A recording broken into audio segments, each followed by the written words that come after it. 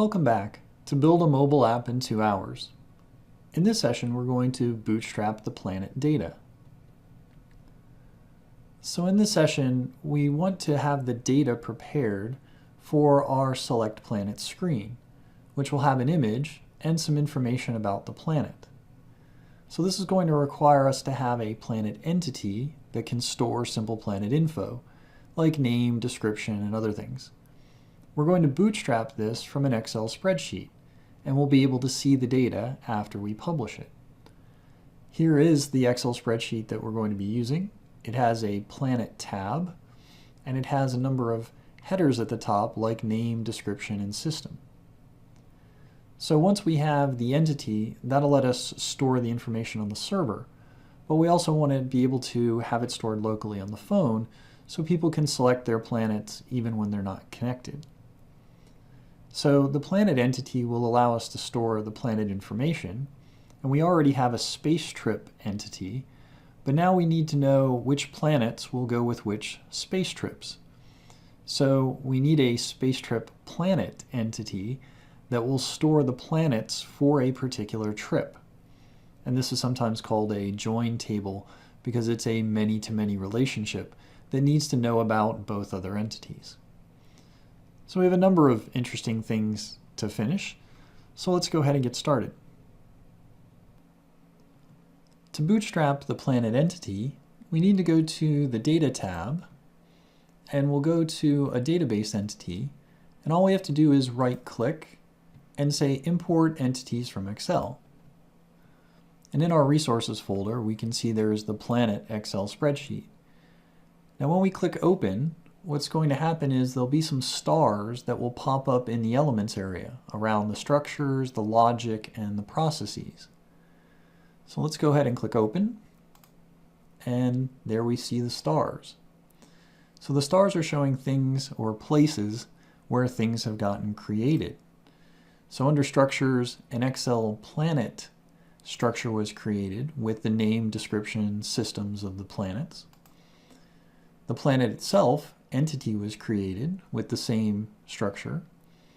And then in the Logic tab, there's a Bootstrap Planets action to do the work of doing the import. And in the process, a timer was created called Bootstrap Planets, and this is going to be called on a schedule. And the schedule it's using is when we publish this, it's going to call the Bootstrap Planets action. So if I double click on Bootstrap Planets, it jumps to the Logic tab and shows us the action that it's going to run. The action that will run on the server will check if there are any planets in the database on the server side. If the planets list that comes back is empty, it will read the Excel spreadsheet, and for each row, it will assign the information in the spreadsheet to a variable that will then get sent to the database to create that record in the database.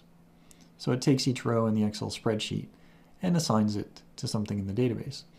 If it already finds that there are planets existing, then we're not really bootstrapping the empty planets table, so it will just stop and not do anything.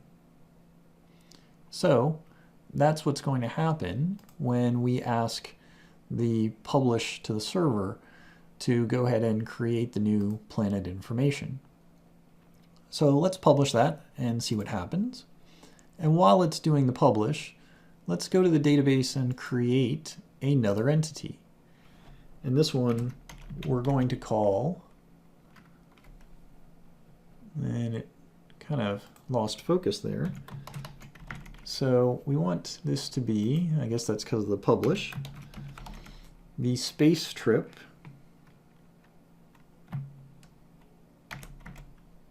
planet entity. So inside of our space trip planet entity, we want it to be able to know what space trip it's related to. So we'll use space trip ID. And we missed a C there. And you'll see that it selects the space trip identifier. If we go back and do that again, we not only need to know the space trip, but we need to know the planet. So if we add planet ID, we end up with a planet identifier as well. And finally, the space trip planet may wish to know for this planet, what order number in the trip is it? And we'll see that order automatically gets created as an integer.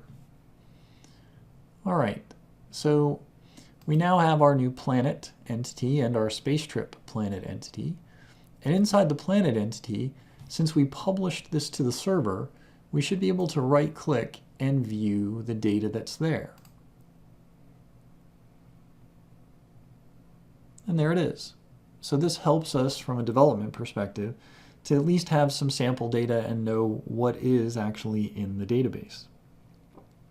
So we've bootstrapped Planet, and we've created the space trip planet that will help us so that when people select planets for their trip, we can store them in the space trip planet.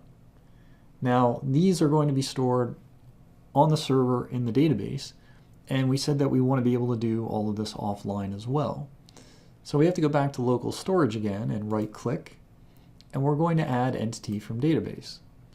So let's first add our planet, and the same thing from before. Do we want all the information? And we're going to need the name, the description, and the system.